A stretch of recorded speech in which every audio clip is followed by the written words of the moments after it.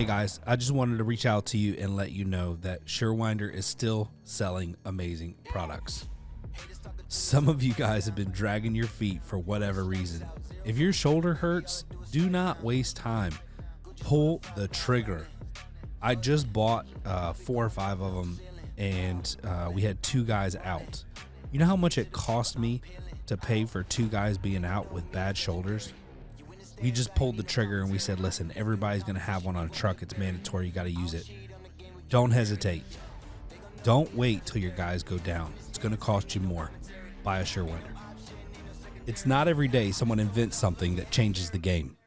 I found out about this product that I'm talking to you about, and I had to try it. So I ordered a few, and after using it, I'm sold. Now we stock them on our trucks. It's called All Brace, and it will help you sell more service and buy you time until doors come in. There's never been a greater time for a product like this. Phil has a video on his website of him cutting a door literally in half, installing the All Brace, and running it like nothing ever happened. It is literally incredible. One of the greatest selling videos I've ever seen. You're going to want to check it out at all-brace.com. What's up, guys? We have a special guest today that I've got a lot of questions for multiple reasons. And I feel like it'll be good for our industry to hear what's going on in another industry, as well as some devastation they're trying to survive right now. So welcome, Keith. Thanks for having me. I'm honored to be here. Yeah, man. Thank you for coming. I appreciate you. I know it sounds like something came up today and we were able to hammer down another time. So you were pretty flexible, and I appreciate sticking with it and making it happen. Absolutely. Imagine your hands are full. It's organized chaos, and I thrive in that arena. Yeah, me too. Not so much all of my employees, but yes, I do. It's a playing field that my mind does well with, but most people don't like it. So tell us a little bit about who you are, what company you're with. I think there's like 2 brands that you're associated with. Yes, sir. And let's start from there. Yeah, so quick, I'm the oldest sibling of 2 to Bill and Donna Daubmann. My brother and I were born and raised in Western Massachusetts. My mom and dad, very blue collar town. My mother was a neighborhood beautician. My father was an home alarm installer, and he was a professional hockey referee at night. Nice. Wasn't a lot of money to be made back then. This was late 70s, early 80s. When I was 12 years old, I was given the gift of cancer.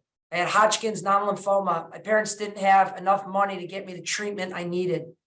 And so they leveraged their house and started a service business. It started off as closet shelving and then kind of morphed into closet shelving, shower doors, mirrors. And that's kind of how my brother and I's journey became into entrepreneurship. It was a true American dream, blessing in disguise, all the cliched phrases you've ever heard. You fast forward 5 years past that, I got the treatment I needed in the Boston Children's Hospital, and grew up working in a family business that saved my life.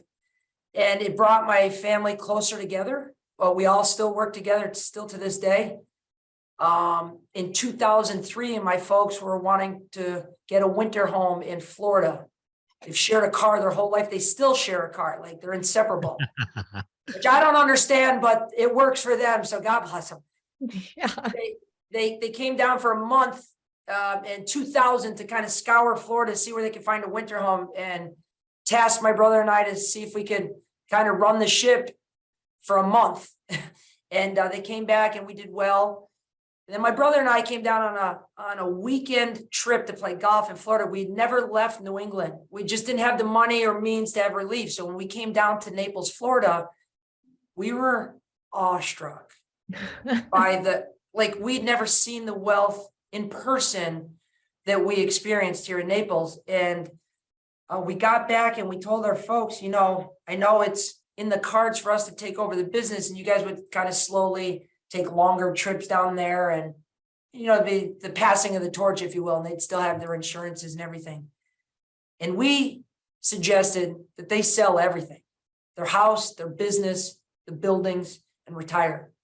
And my brother and I would take the gamble of taking what we learned through our parents, through the so-called tragedy that, was first dropped on them with their child, and kind of rebrand it and kind of put our spin on it. And within a year that happened. They sold their business, the house, the building, and we all migrated to Southwest Florida. And that's where my brother and I started a company called My Shower Door. Started in 2003 in North Naples. That's where I'm sitting right now. We've been growing that company since 2003. We now have 10 retail locations up the west coast of Florida, 1 on the east coast. During the last recession, we decided to go vertical. We like to do everything that everyone says you should never do that. This is a bad time. That'll never work. That's where we run. And so we went vertical and invested in our own manufacturing facility to supply all of our stores. Consequently, we ended up getting most of our competitors as well on the retail side to buy from us. In the shower door industry or railing, certain applications for glass, it's a state and federal code that it be tempered. And there's not as many temperers as there are just retail installers, just because of the upfront capital that it takes to even get in that side of the business. Yeah. During that time, my brother and I almost ruined the whole business because we had no manufacturing background whatsoever.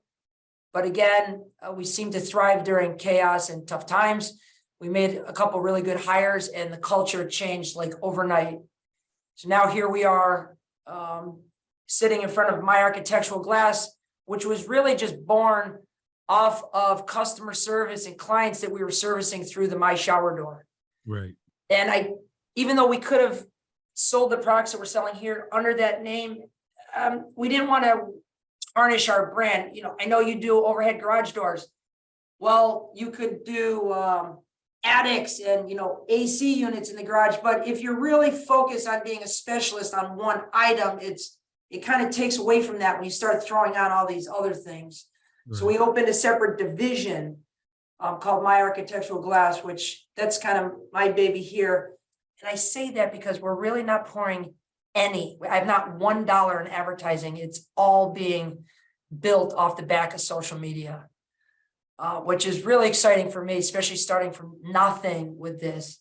It just shows how fast you can scale a company really off of just overcoming fear, because I believe 99% of the people that on social media will never post anything because they're afraid. Fear is definitely their overriding factor. I could argue on almost every decision, but most importantly, from what I've seen on social media. That's a good point. I mean, I've never really been too afraid of like posting stuff, but my fear was overhead. Like I was comfortable with 20 grand, 30 grand, 40 grand, 50 grand. When I got to $100,000 in monthly overhead, I was like, ooh, wait a minute. This is a lot. That's a big responsibility. Yeah. And I pulled back, right? And I was like, I'm not really comfortable with this. And that hurt me even worse, trying to pull back. So, I think that's a lot. We all have our fears, right? And it could be posting on social media. It could be bills and overhead. Now I'm like, where are we? 250? Whatever, like 300. What you want? Give me 500 overhead. I don't care. If we're at 500 overhead, we should be at. Well, I was going to say, if you got 500 overhead, what's your bottom line look like? I bet it's bigger. I mean, we're working on it, right? Like we're working on it, but you get to the point where it's like, you gotta not focus too much on that number and focus on the top number and bringing separation between those two as much as humanly possible. And so, but I was so focused on controlling my expenses that the day I realized that I couldn't control it really the way I wanted to, or that I almost thought that I could grow this company like this and my expenses would be like this. Yeah. Right. But when you're dealing with like doors and parts and people and insurance and fuel and trucks, I mean, it's like every time you want to level up, it costs more money. Oh, yeah. And so your expenses track your revenue to a degree. And there's some things you can do to win, but and you guys are doing them, like launching new locations. We've seen a lot of huge success with that. But before we get into all of this, because we can probably talk about that for hours, I want to get to a more serious issue. Being that like all of your locations are on the west coast of Florida, I'd like to hear how you guys are doing, and what does it look like? What are you guys doing to recover? What is the community like down there? How is this affecting your business and other businesses? Can you share a little bit about that? Yeah, absolutely. And thank you for shedding light on this, because I think this is an important topic. And we've all seen things like this on TV, including myself. And the first thing that goes through my mind is, wow, this is devastating, but I'll forget about it because it's never going to happen to me. Yeah. And after this, I get chills just thinking about it. We're safe. And there's 185 employees that are employed here by our companies, and everybody is safe. 3 of these people have lost their houses completely. They're leveled. There is a plot of dirt where they were, and they've lost everything. Luckily, we have culture is #1 component at our company, even more so than customer service, because if you don't have good culture to service those customers, the customer service is irrelevant. Right. And so we rallied. We're very conservative financially. We've made sure that these people already have a year's worth of living, renting in a separate location while waiting on insurance and dealing, with all that, pardon my French. And so that's good. What does the community look like? There's parts of it that's devastated. I mean, literally devastated, leveled. I flew in. I was just at our National Glass Show 3 days ago. I flew back. And I saw boats in spots that I don't even know how you could have got them there without taking a helicopter and dropping them into the middle of these mangroves and trees, and Fort Myers Beach is leveled. However, at age 12, at cancer, my parents thought they were going to lose me. In 2008, we started business. We're only 4 years into it. We come across the largest recession in the history of the world almost. Since the Great Depression anyway. Then we have COVID. Nobody's experienced anything like this, shutting down businesses. What's going to happen? But after every single one of those so-called tragedies, there's been something that was 10 times greater than the potential loss. Meaning, I got cancer, but now look at me. We're in Inc. 5,000, 7 years in a row with our business. We're entrepreneurs. You're going to get anything I want now. The COVID or the recession happened, got rid of a lot of our competition that was kind of watering down the product. And it allowed us to get into manufacturing, which has scaled our business threefold. Yeah. The COVID was an opportunity for us to provide security for our employees by paying them for that 45 days that they were home. All benefits, all insurance, all retirement. When they came back, the culture I got 5 employees sitting right outside this door that would literally kill for me right now. No questions asked. And so this is just another example. You have to go through the back door. Yeah, yes, exactly. Silencer. This tragedy is just another opportunity. And you say, well, how is that? Well, a year ago, we bought a machine called an autoclave. You need an autoclave to produce high impact rated glass. There's only one in Fort Myers right now. So that hurricane was scheduled to go to Tampa. There was people fleeing Tampa down to Fort Myers, and then that thing ended up hitting here.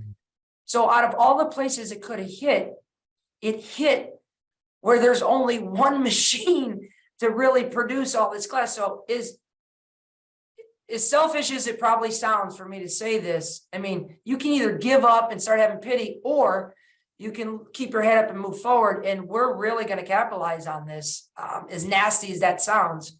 No, I mean, I think with every adversity, there's an opportunity, right? Yes. It all depends on how you look at it.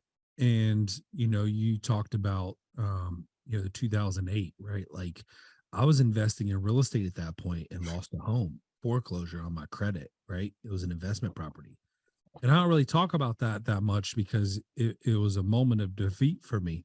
Yes. But it taught me so much. The education was worth 1,000,000 times more than what I lost, right? That's cool. And then on top of that, it made me so much more grateful when I bought a house for my family, because for so many years I couldn't, because that was on my credit. So I woke up every day thanking God for the house and the roof over my head that we owned, right?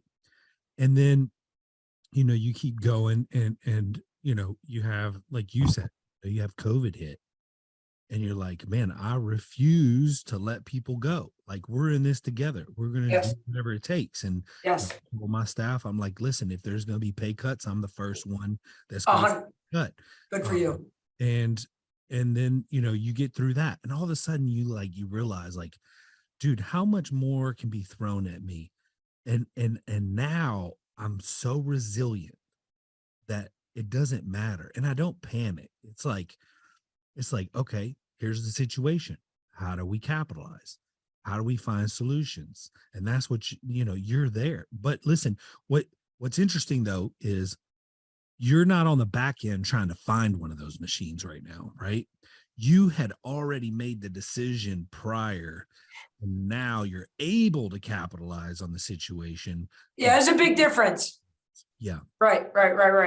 But like you said, to touch on not having the pity, but instead having a different mindset of saying, okay, this is bad. Now let's move on. How can we fix this? How can we build from this? Right. Because at the end of the day, we're still living, we're still breathing. Yeah. And I'm a competitive person by nature. And it sounds to me like you are as well.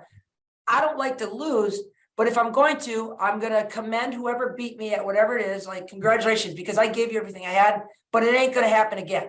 Right.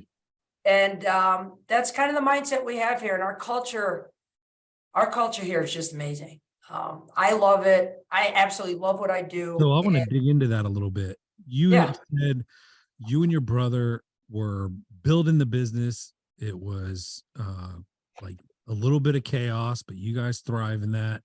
And I know firsthand that, like, I'm good at creating chaos, and me too. Right? Yeah. Oh yeah. The chaos that I operate in is my own creation. Yeah. But my employees are like, Ryan, go away. Like, yes. You're causing more trouble than you're helping, right? And it's respectful, but at the same time, I'm like, okay, and it's crazy to watch, but my team does it better than me. Yeah, right? Of course. And you had said that you made a couple key hires and the culture changed. I want to dig in there a little bit, because I'm really big on culture. I'm really big on I challenge my people every day. How do we increase and improve the culture on a daily basis individually? Because it's not me, it's not you, it's us together. And if every day we walk in the door and our mindset is, how do I make it better today? Then it has to be great, right? So walk me through, like, okay, you hired these groups of people, things are a little chaotic, you guys are growing really fast. What shifted? How'd it happen? Well, first it got my brother and I away. Again, starting from a very small business, you're very protective, right? And so most small businesses don't scale because they micromanage. And we did that. That's what my brother and I are doing. That's what kind of held us back. So we were able to gain enough staff to have a sizable business, but we couldn't really break through that next layer, kind of plateauing, because we had to have our thumbs on everything. And we made one hire that just made us feel comfortable. And it kind of like the epiphany went off. It's like, we had customers tell us in the past, Keith, you're never going to have the success you want off the sweat of your own brow. You have to be able to delegate and trust people. And we'd say, well, they got to earn the trust. He says, no, you give the trust and let them lose it. And, that really started hitting home when we opened the factory. And we my brother and I almost crashed. That's a mini on social right there, Tamara. Yeah. Cut that out. We got too many business owners we know. Yeah. Yes. Managing stuff and won't let go. It's cancer. It's cancer. I mean, at the end of the day, I'm good at one or two things in this business. And I mean, we've got $15 million in machinery. I can't even turn one of them on. That's sad, but I don't need to. I know 5 guys that can do it for me way better than I can. And so they would rather me stick in my lane.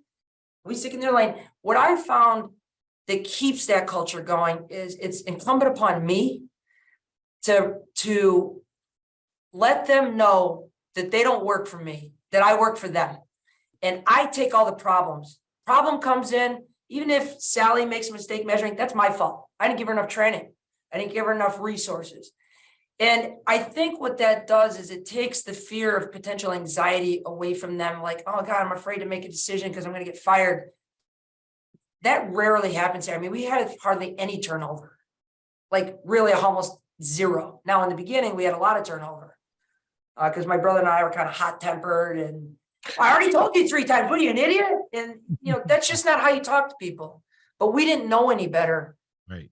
And so when we started seeing this happen, we kind of matured a little bit quicker because we know what we wanted. And then we found that path of least resistance was, you know, we take the problems, we encourage, we provide all the tools, we do a lot of training. You're empowering them to be We able empower them. Yeah.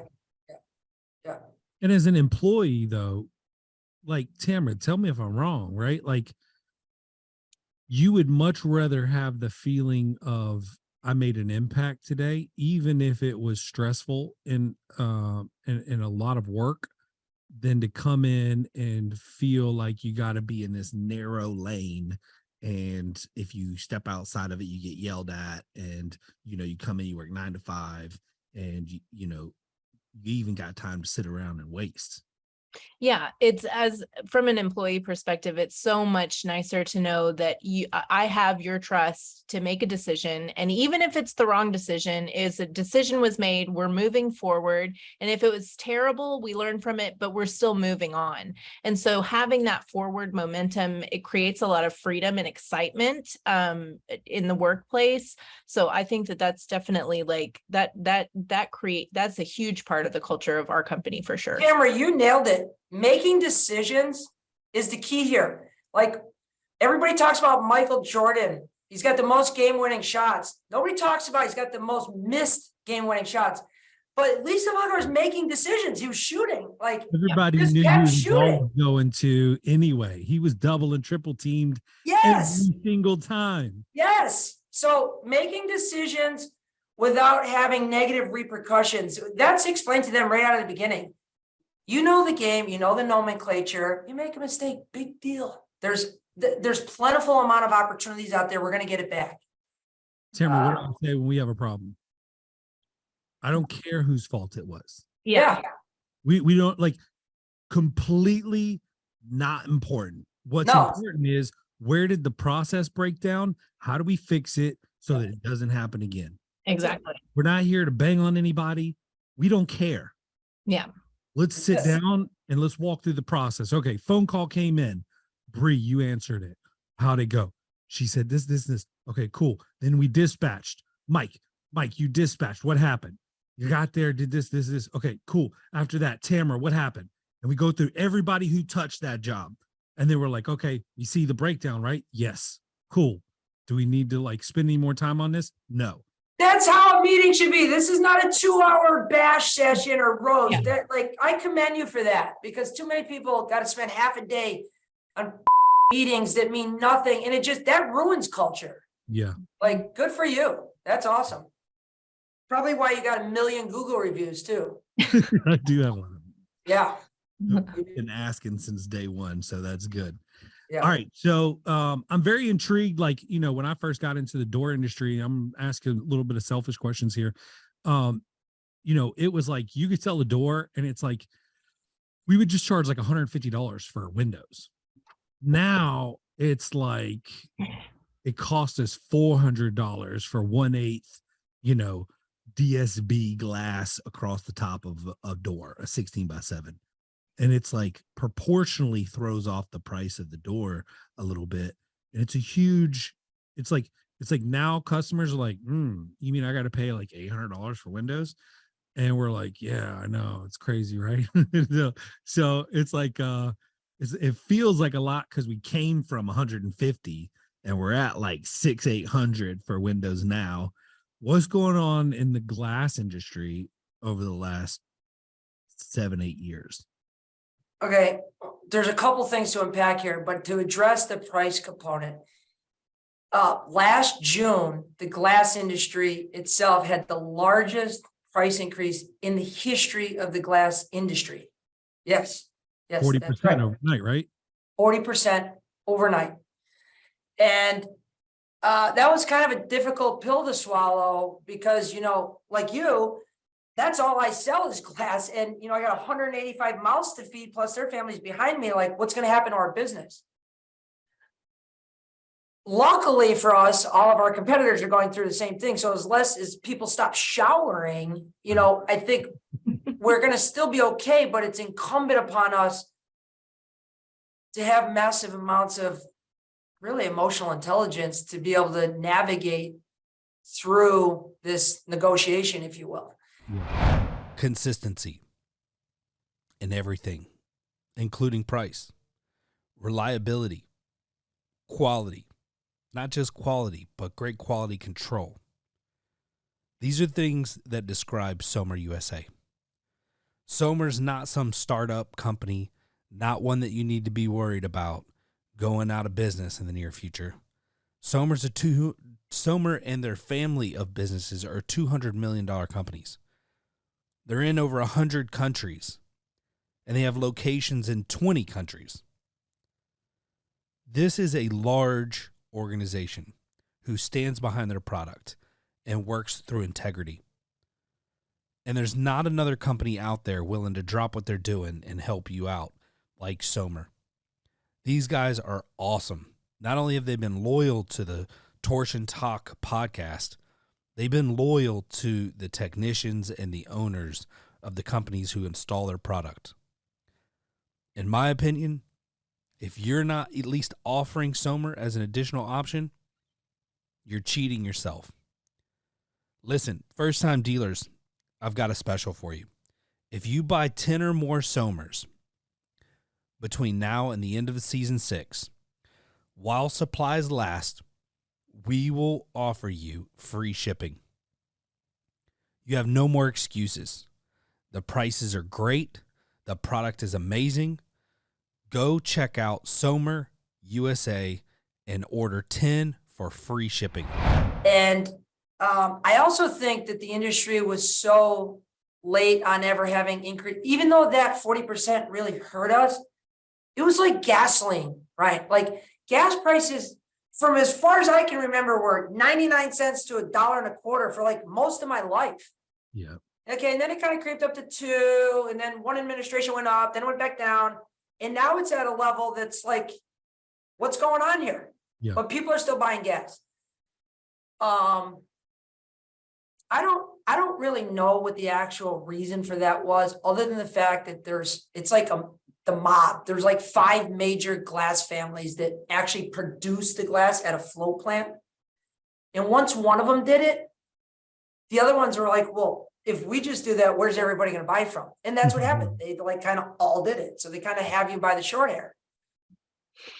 And so what are we going to do? Either give up, or we kind of schooled up and started training all the salespeople, all of the installers, literally emotional intelligence. I went and studied for 3 years. I kind of went through a midlife crisis about 5 years ago. And this is where I wanted to level up myself. Sounds like you deserved it, bro. Yeah. Sounds like you did. I mean, listen, any kid that gets cancer and survives, I'm like, dude, you deserve like a lifelong midlife crisis. Like, I appreciate that. No I kid had a 72 Nova and I lost my baby in the storm, but I'll get another one. Yeah, you should. Too, bro.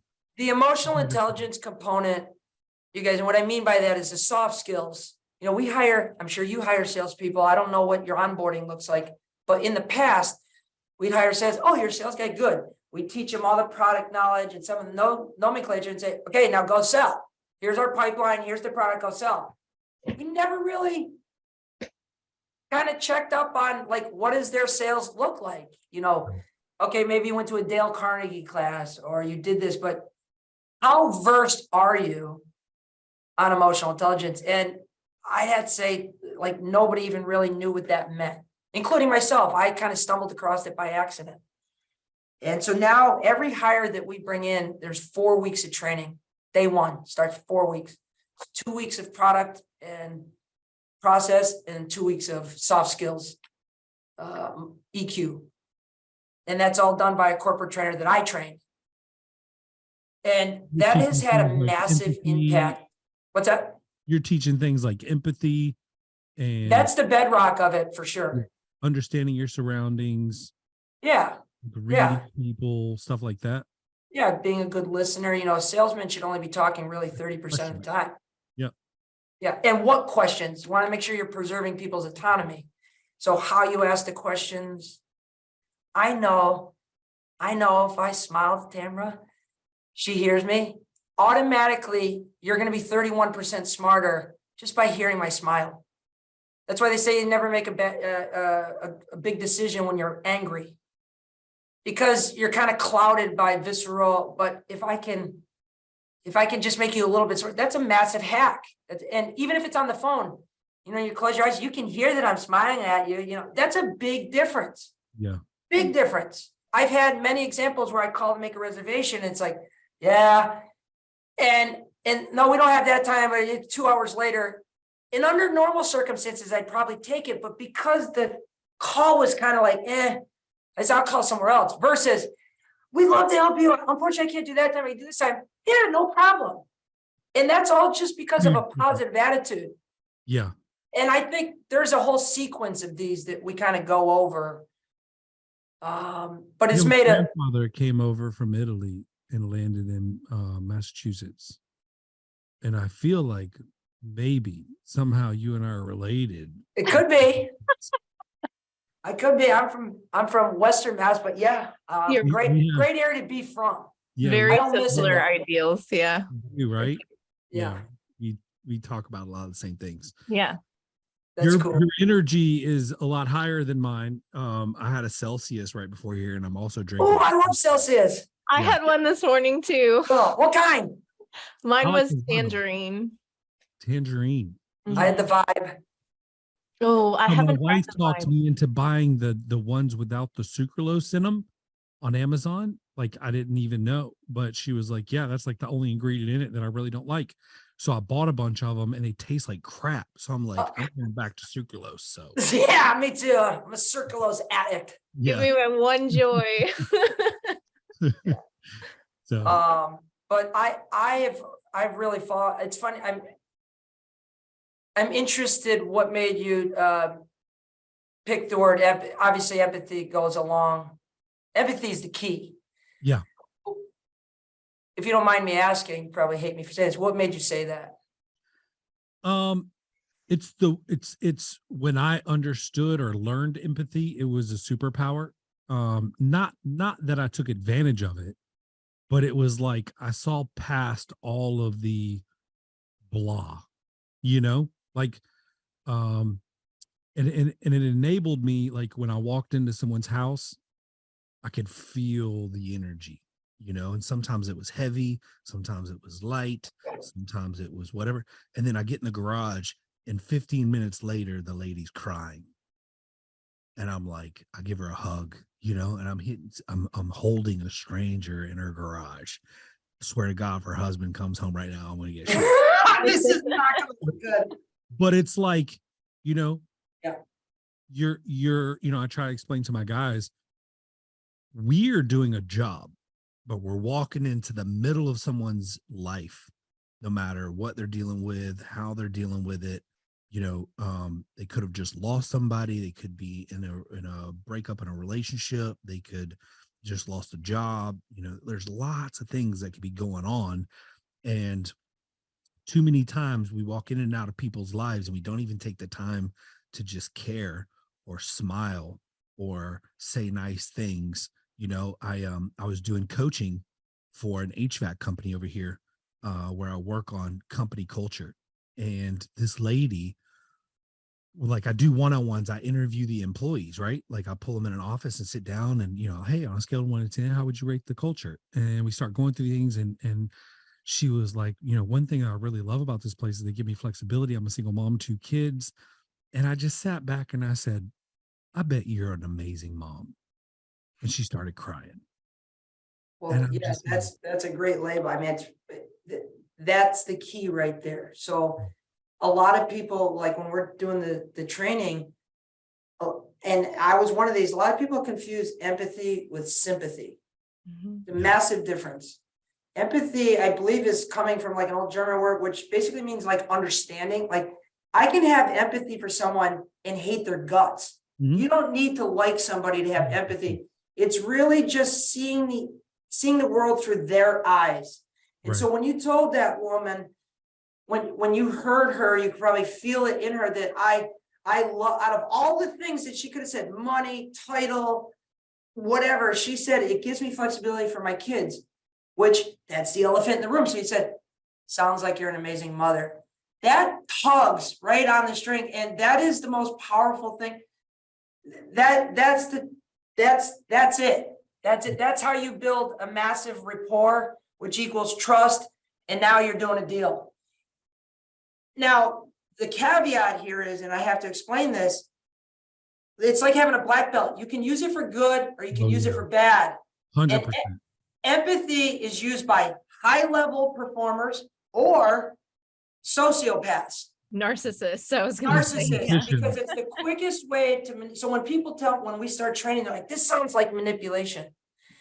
And I said, the difference between manipulation and persuasion is intent. And I can tell you, based on all the Google reviews, and I put myself on social media every day, my intention is to do work for these people forever, which means I have to be doing things the right way. Yeah.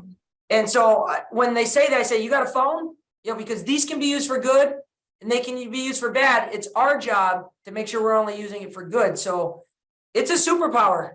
It's just like giving away all my secrets that I teach when I this is like the gold nuggets that I have with these conversations. And blue collar guys, when you're trying to teach them these things, they're like, I'm not sure I trust you.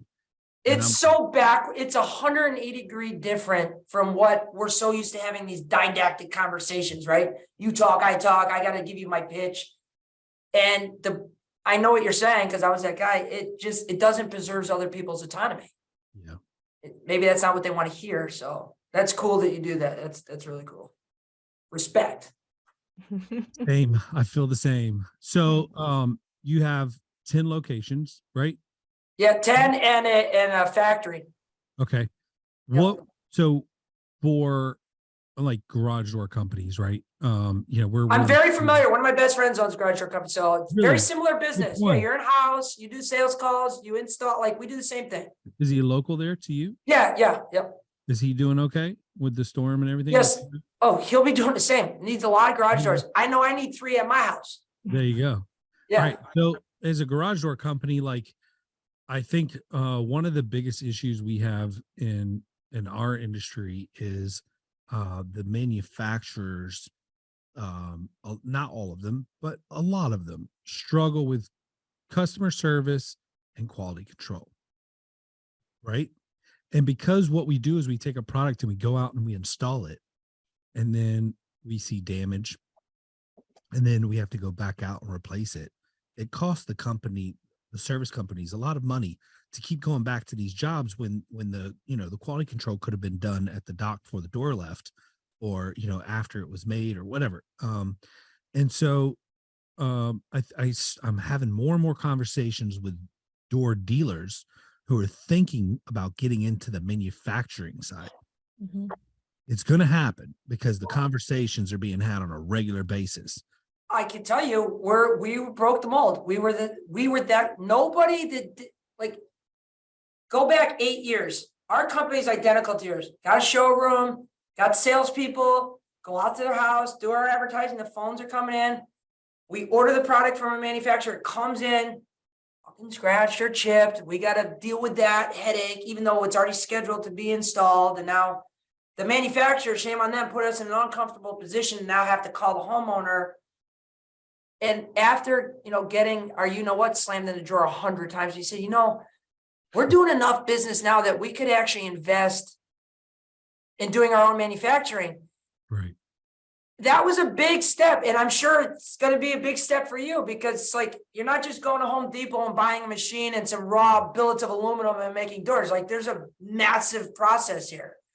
and the structure and the building and all the nuances that go with it. However, that investment will pay dividends, not only in culture, because it's going to allow many more areas of growth within the company, but your customer service will go up. And then kind of the unknown that comes with it is we had a 2 to 3 week lead time from the time we got a deposit till the time we were going back and install. That's how long it would take for the manufacturer to get us the product, kind of work it in the pipeline and get it out there. I get my high-end customers now. It says, oh, that's why I had to move us. I had one today waiting for a piece of glass, got it in curved piece. And the guy says, listen, I will pay you anything. He's in Port Royal. It's one of the richest areas in the country. My daughter's getting married in 2 weeks. I will literally pay you anything. Get me to the front of the line. Now, if I didn't have a factory, that's not even on the table. Right. That one job is worth 30 jobs. Yeah. And he was happy to do it. He's telling Google review, telling his friends. And so the factory, although a massive responsibility, if you can, I'm a big proponent of being an outlier within the industry and doing that and starting to take the power away from those manufacturers. If it's possible, I'm a big proponent. Like the same scenario with you guys has happened with us. Like when I first started, you could buy like an 8x7, like builder grade door for like $100, right? Really? Yeah, dirt cheap. And so you're like, holy cow, how am I going to mark this up like 40% margin or 50% margin and make any money? You got to throw the margin out the window on those, right? But so then guys were running around installing these things for $500 installed. Now that same $100 door is like $300, right? And it starts, the prices have gone up. Well, since the prices have gone up, the dealer's expectations have gone up. And now, prior to all these increases, nobody was thinking about starting a manufacturer, right? Because it didn't make sense. The product's so cheap. Like, why would we invest so much money into selling a cheap product? And now we've had 2 acquisitions in our industry, and both on the press releases said that they were at 30% EBITDA. And there's hardly any garage door companies at 30%, like dealers at 30% EBITDA. So we're like, wait a minute, holy cow, like we're buying these cheap products. These guys are making huge margins. We're not even making these margins. Like, how do we get into this game? Why are we running around like taking the brunt of all this and not getting refunded for the labor to go back and install? And well, that's just it. That's where you're going to be like, how much of that is happening to you? Because even if you could afford the manufacturer now, just think about how much money and time you're going to save. Because our quality control, we didn't just get into manufacturing so we could get the jobs quicker. We did because we were sick of the quality. Yeah. And it sounds like you're dealing with the same thing. There's only a handful of guys that are doing this, or companies, if you will, that are doing this. And they're like Comcast. You don't like it, go make your own, which nobody could do. But Right. We did, but we didn't want to just be like them. We don't manufacture glass for anybody. We do it for ourselves and some other people that appreciate the quality and value that goes into glass. If you're shopping on price, we're probably not the right company. Right. If you're shopping on trust, loyalty, and a long-term relationship, we're your guy. You get access 24/7. That's and awesome. we started saving a lot of money and not having to go back to people's houses. It's actually tough to put a number on what that cost is, because not only do you have the cost of them leaving and then having to go back, but you have the missed opportunities they could have been doing on top of that. So Exactly. it's a much bigger number than most people think. I'm constantly saying that, right? Yep. Like all these door companies want to measure, oh, I got a guy going out for 2 hours. I'm like, yeah, but he'd be doing something else during that 2 And hours. putting in another $1,500 door on top of it. Right, exactly. Yeah. So frustrating. It's like the reverse of double dipping. Yeah, 100%. It's a double loss for the business. Double losser. Yeah, and then we get back out there and that section's damaged, and you're like, Yeah. done. Would you consider getting into manufacturing? Oh yeah, 100%. We're doing the research right now. Mhm. How many different doors do you guys sell? Like out of, you got, hopefully you collect a lot of data. I'm sure you got your top 3 or 4 products. Like when you get into manufacturing all those different panels, is it more so just colors, or is it designs and prints and embossing? Like, One of the biggest challenges is what we're researching right now is all the different variations. There's so many in the garage door industry, right? But there's not many niche door manufacturers. And so that's kind of where we're leaning.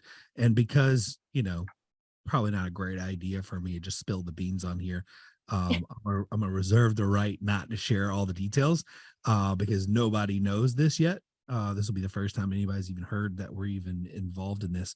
But I'm if we follow through with what we want to do, we're going to disrupt the industry and we're going to do it right. That's what you should be doing. He That's doesn't what know you should any be other doing. way to do it. Right. Well, that's how we grow. And it's going to force the manufacturers to do better on their end too. So more of this doesn't happen, but you shouldn't hinder your growth or expectations for your customer because they might not I don't care what anybody thinks. Yeah. As long as I know I'm doing right by my people and our brand, I stopped listening to because our banker in 08, when we wanted to get into manufacturing, you guys are idiots. Like we're in a recession in Southwest Florida. Nobody does manufacturing in Southwest Florida, let alone in a recession. We're like, well, we want to. We have the numbers, we have the data. This will be a sustainable business just based on our own work, let alone if we start selling to other people, which I'm sure you'll get into doing. You'll end up having enough capacity that you're making all your doors, but you got some downtime. Now maybe you're offering a couple other lesser quality ones, not your proprietary stuff, to your competition. Because that's what's happened to us. Yeah. And it's now my shower door is really only about 40% of our factory's capacity. 60% is to other glass shops, which is wild. Yeah. But I think it's great that you should do that. And here's the other thing, Ryan. You could say every secret you want. That when I really started diving into the empathy, and Gary V, you listen to Gary Vaynerchuk. Yeah. He's really good. 90 Nobody can something percent is not going. They're going to hear your secrets, but they ain't going to do it. I mean, you got not worried about people doing it. Somewhat crazy to do it. I honestly believe that a lot of door manufacturers are afraid of me, and I don't. I buy from them and I count on them right now. So I'm kind of like, if they find out that I'm going to start building doors soon, are they going to cut me off? So you got a little bit of that too, right? Well, you will have that. We had that. Yeah, and I'm tired of a customer being like, "Ooh, I want this door," and I've got to explain, well, okay, so we can sell you that door, but the companies run like a bunch of knuckleheads, and we might get the right door, we might get the wrong door, and then if we get the right door, it's probably going to be damaged the first time. So we just want to set the expectations that I can get you this door, but they may tell us it's coming and then it's not coming, and we're going to communicate to you based on the stuff that we're hearing, but it's almost always wrong. That's not what I want to hear as a customer. No. That's what we got to tell them. And we may get the door in, and it's probably going to be damaged. And then once we figure that out, we're going to call and, we're going to get a new section. And then that may take 8 weeks, 12 weeks. And then once we get that, we'll call you and reschedule and come back out. And hopefully that one's not damaged too. And so I'm just over that whole mess. And so there's a better way. And, I think I can figure it out. You'll be a disruptor, and I commend you for even thinking it, but most people won't even attempt that. And I would tell the manufacturer one time, we went and told ours, listen, we want to grow just like you guys. And you've left us no other choice. I mean, these problems. You're sick of me telling you about these problems. You tell me all the time. No one else calls. Well, because no one else gives a about their business like we do. Right. That's why. Yeah. Look at the Google reviews. The people you're comparing me to don't have any. Yeah, we don't have these. We don't have this with any other customer of ours. And I'm like, really? Yeah. Well, I can tell you I'm one of the most expensive. So I can tell you that if my product's not perfect when I put it in, if I paid $800 cheaper and I got a little ding in my door, maybe it's not a big deal because I'm I'm a price shopper, right? I shop scratch and dent anyway. But my customer, they're not going for that. I'm wiping down the inside and the outside of the door. There you go. Everything's got to be perfect. We're caulking the trim. We got to make sure the trim's perfect. We're doing this. We're doing that. And listen, there's a huge difference between someone who can install a garage door and an installer, because an installer does more than just install the door. He walks the customer through the expectations, how it's supposed to work, what to look for, how to service the door, all this stuff. And then they walk away and the customer feels great. Someone who can install a door shows up, breaks the door down, puts the door up, and leaves. And the customer experience sucks. And it takes a lot. There's a huge gap between having a door installed and having the experience that we deliver. And so, yes, does matter when there's a ding in the door, because we set the expectations that it's not going to have a ding and that we are going to install excellence and we are going to give you our best. And it's going to be an experience like you've never had before. And that's why you'll see we have reviews that call us the Chick-fil-A of the garage door industry, because we care and we put a lot of effort into getting it right. And so when we don't get it right because of one thing, and we invest a lot, it takes a lot on the front end, in the middle, and in the back, and we ruin it with one problem every single time. And that's the manufacturer quality control that causes our whole process that we invest so much into to not be perfect. Sounds like you know what you need to do. Yeah. I'm going to call you for an investment tomorrow. No, I'm just kidding. Can't wait. Yes. I'll be a board member. There you go. Man, it's been great talking to you. You just pulled out of me something that I wasn't even ready to share. I'm still in the process of planning it. So That's cool.